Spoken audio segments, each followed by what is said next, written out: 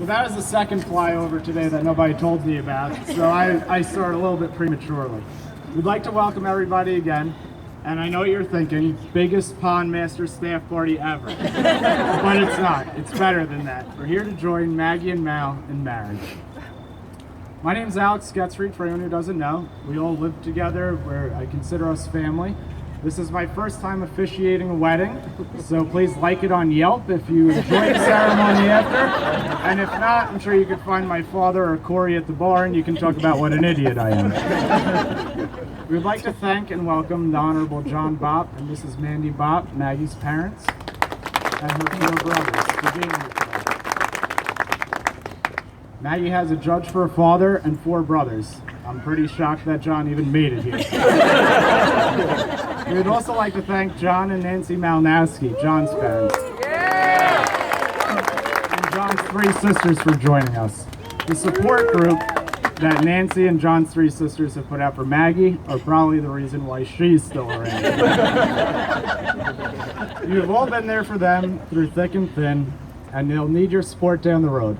So as this union comes today, I'm sure that it's only going to make the bond stronger in the future. I get invited to almost every single family event that the Mals and the Bopps have.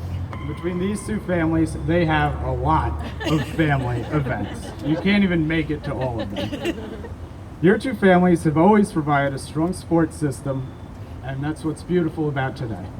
In this day and age of division over politics and society and technology, and the fact that we all just live and work in a mobile office where you're expected to respond, listen to an email, answer a text, get a notification for Facebook, it's very difficult to just stop and be with family and friends. And the thing that I've always appreciated about both of your families is that you always make time every week to just stop and be together. Whether it's volleyball, cooking, just hanging out the house, family dinner nights, movies, we always make time to spend with each other. And that's very special in this day and age. So let's get to your story. Like all great HB love stories, this one started at the Bordy Barn. One magical Sunday, while the rays of heaven were shining through that tent, Maggie was hanging out with Heather and Marie, and bopping through the crowd as the people parted came that palm tree dreadlock standing straight up on John's head. And she looked at her 2 friends and she said, I want to get to know that guy. It's not your typical romance or your typical barn story, because it was just kind of passive-aggressive, and it turned into a lot of times of Maggie and her friends going up to the bar for a round of drinks because she saw the dreadlocks from afar. That was in 2004, and that was as far as the connection had gone, but both of them remembered each other. In 2005, the following year, Mal saw Maggie at a bar and decided, that's it. That pretty blonde that I saw a year ago, I'm going to go and hit on her. So he went up and he started chatting Maggie up. And she shot him down. And I had no idea why until the other night when we were over dinner and they were telling us. John had had an accident the week before and was missing all 4 of his front teeth and had a cut on his face. And Maggie described him as something out of The Walking Dead. So unfortunately, that pushes our love story back 1 more year. So now we come to 2006, when it all finally happened. Maggie had a share house, and she had a party over there, and John came over, and she had some chicken parm. John stole her chicken parm in an attempt to woo her, like the 4th grader that he is, and he stole a kiss and her heart that day. That magical chicken parm, which I'm assuming was from Franny's, is what brought them together and started a 10-year journey.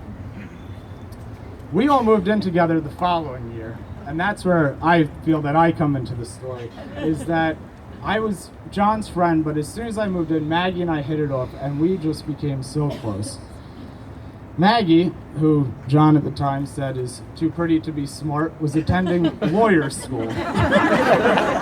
And while going to lawyer school during the day, she would work at night at a bar and restaurants. And I also work in restaurants. So her and I kept the same schedule. And we were on the opposite schedule of John and Jumbo, our other roommate. So we pretty much had to deal with the insanity, and that's how we bonded. We went through it all in that house. John was traveling, and the house caught on fire. and that was closed by Jumbo. And then Maggie went to Lindenhurst for the rest of the winter, and I was stuck alone. Then John was traveling, and the house flooded, and that was closed by Jumbo. And then we went back to Lindenhurst, and I was stuck at the house alone. We went through a blizzard, and John was traveling, and we lived on a private road, so Maggie and I had to shovel literally from our doorway to the actual street because the plow wouldn't come down, and Jumbo slept. And this is how our bond as a family came together. We had gone through it all in that house, and that was 10 years ago.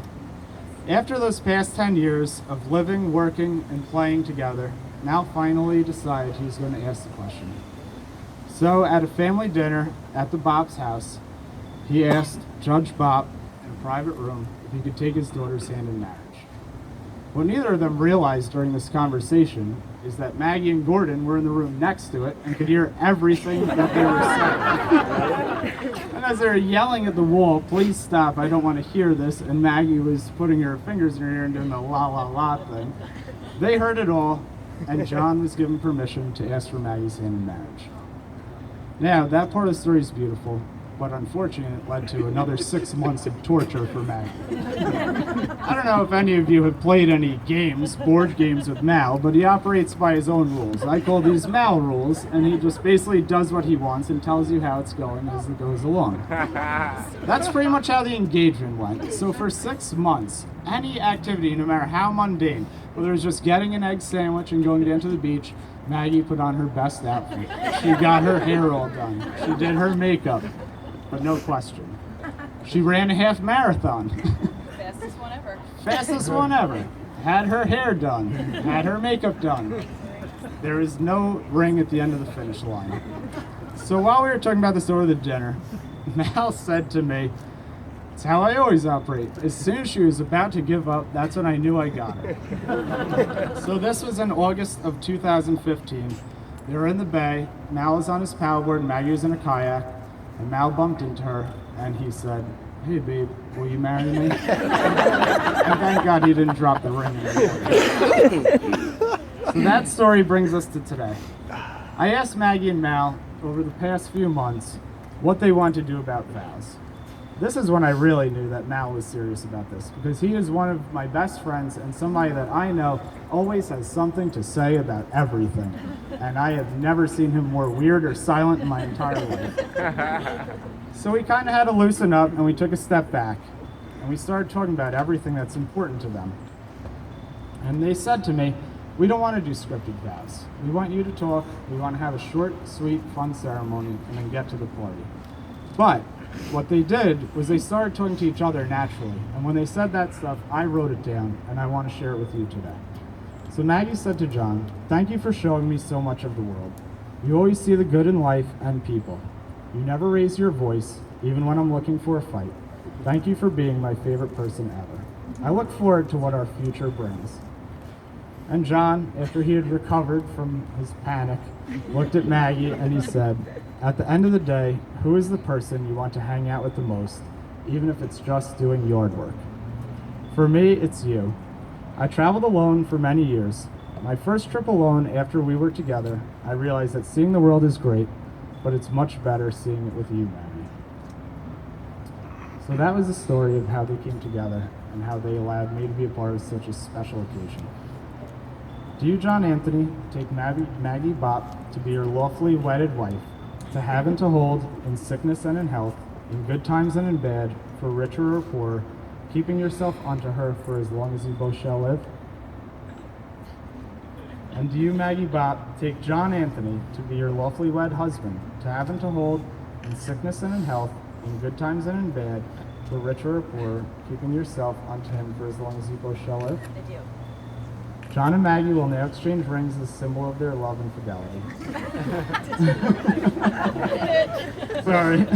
By authority vested in me by the American Marriage Ministries and the state of New York, I now pronounce you married. You may kiss the bride.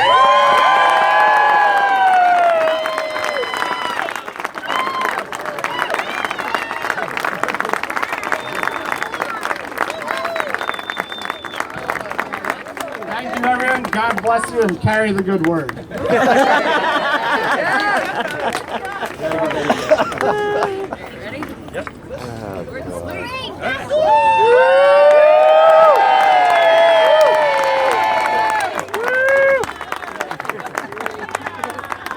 Good job.